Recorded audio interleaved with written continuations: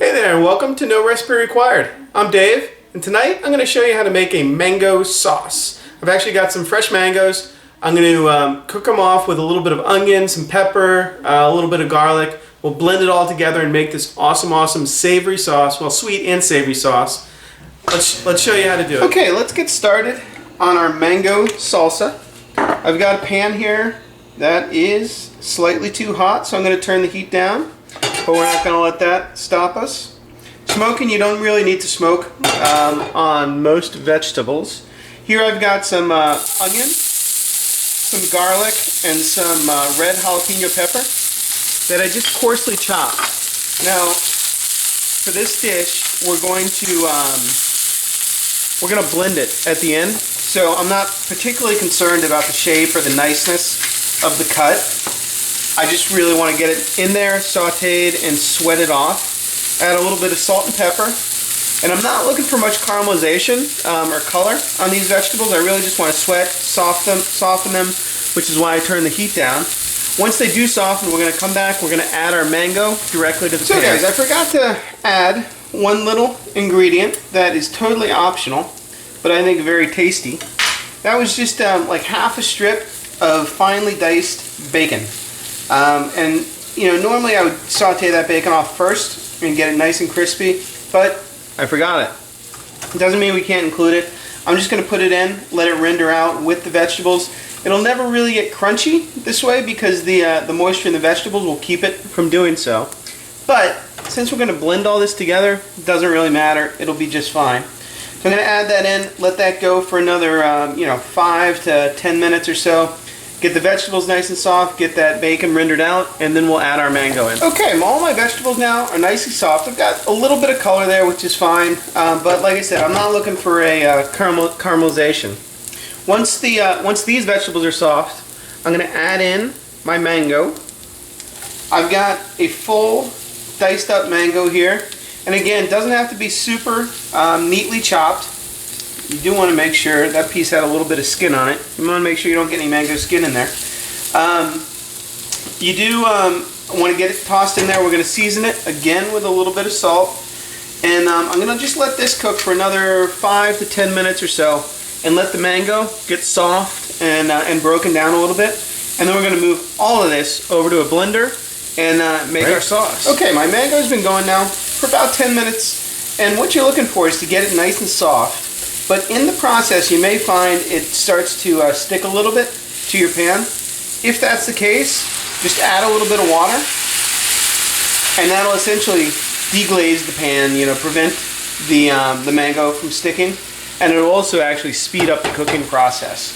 Like I said, probably more than 5 minutes, probably 10 to 15 minutes. You're really looking to get the mango just nice and soft, which I think I'm just a couple minutes away. Once this water reduces a little bit, we'll be done. We'll be ready to blend. Okay, that water's evaporated. Probably total cooking time of 15 minutes with the mango in there. It's longer if you include that bacon and garlic and red onion pepper. So once that mango is soft, it's more important to get it soft than a specific cooking time. I'm going to go ahead and just load it up in my blender, and once I get it done here, we'll go over and mix it all together. Okay, so I've got my mango, which is soft now after cooking, in my bowl. Chances are you're going to need a little bit more liquid to get things going. So what I've got here is some chicken stock. I'm going to add a couple tablespoons. It's easy to add more, so don't go crazy with the liquid right away. And then I'm going to do a little squeeze of lemon. Again, easy to add more. Now mangoes, depending on the ripeness, depending on the mango itself, could be sweet, could be not so sweet. So I'm always prepared with a little bitter, like the lime or lemons, as well as a little bit of honey, if in case I need to add sweetness. We won't really know until we get a taste. So let's go ahead and blend this. With hot liquids, you'd be very careful. These are hot. If you just go, it could kind of explode all over you. So make sure you get a good grip on top, and just very easily pulse it until you get things going. Okay, so I got mine going with just the liquid that I added in there.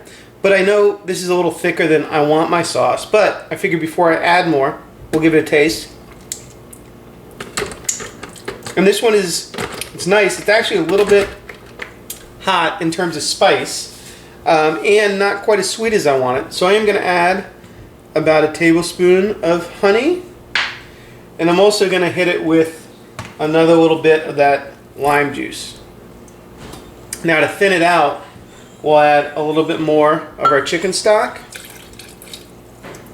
and let's blend it up again. Okay, after doing our final blend, I was happy with the consistency. I'm going to add just a touch more salt to it, and the sauce is essentially done now. Everything is nicely blended. You want to make sure you go long enough to make sure it's smooth. If you want, you can go one more step and actually run it through a strainer. Here I've got just a fine mesh strainer, and you can, if I can, just go ahead and pour the mango salsa directly in it. And this, just in case there's any solid particles or pieces of vegetable or anything like that in there, this will catch it all.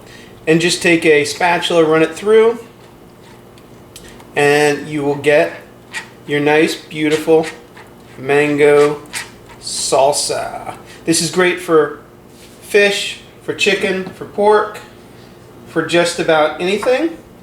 And I will see you next time on No Recipe Required.